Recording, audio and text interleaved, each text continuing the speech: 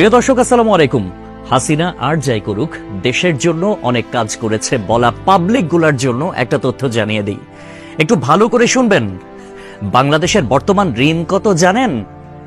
99.3 billion মার্কিন dollar. I repeat, 99.3 billion মার্কিন dollar. আর গত বছরে পাচার হয়েছে কত জানেন? 94 বিলিয়ন মার্কিন ডলার। হিসাব করে দেখলাম, তিনি যেই টাকা পাচার করেছেন সেই টাকা দিয়ে মাত্র 697টা মেট্রো রেল, 397টা স্যাটেলাইট আর 36টা পদ্মা সেতু বানানো যেত। একটা 1000 টাকার নোটের ডাইমেনশন কি, সেটা নিয়ে না হয় অন্য এক সময় আলাপ করা যাবে।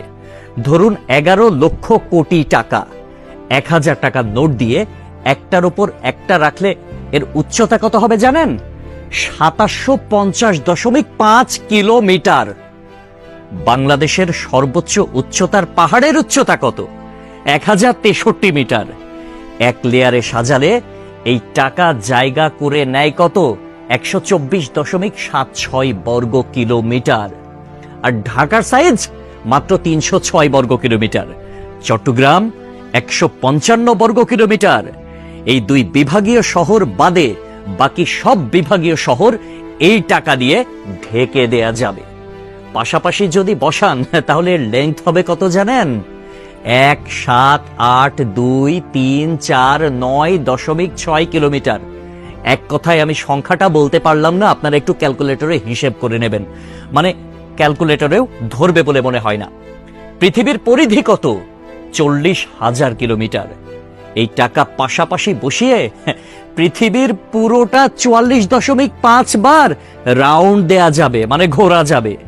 কেউ যদি হাসিনার উন্নতির হিসাব দিতে আসে, তাহলে তাকে হাতে কলমে এই হিসাবটা বুঝিয়ে দেওয়া আপনার, আমার, আমাদের সকলের দায়িত্ব। মেট্রো রেল বন্ধ হয়ে গিয়েছে দুর্বৃত্তের হামলায়। এটা ঠিক করতে 1 বছর সময় লেগে যেতে পারে, ন্যূনতম, মানে কমপক্ষে 1 বছর সময় লাগবে এটা বলা হয়েছিল।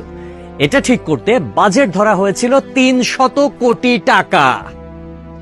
অথচ 2টা স্টেশন বাদ দিয়ে খুব সহজেই মেট্রো রেল চালু করা যেত, কিন্তু সেটা করেন নাই তার সঙ্গপাঙ্গরা।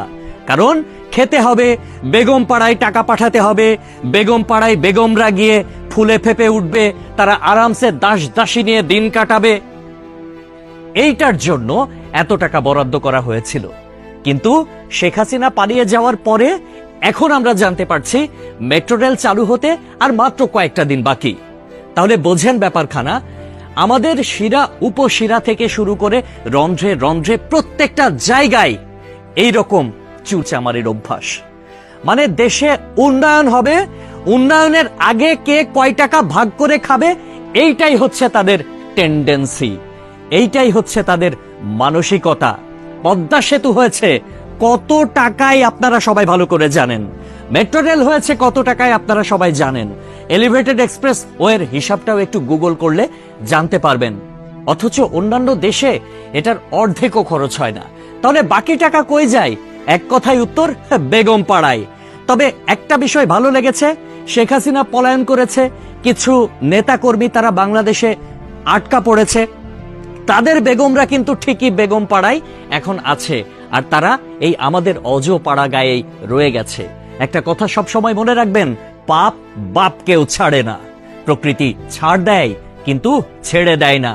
সবকিছুর হিসাব পয় পয় করে দিতে হবে একদিন। সবাই ভালো থাকবেন। আসসালামু আলাইকুম।